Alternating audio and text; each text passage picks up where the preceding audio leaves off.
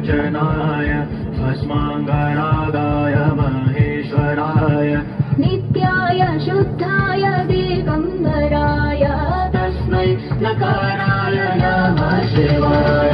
नागेन्द्रहाराय त्रिलोचनाय भस्माङ्गरागाय महेश्वराय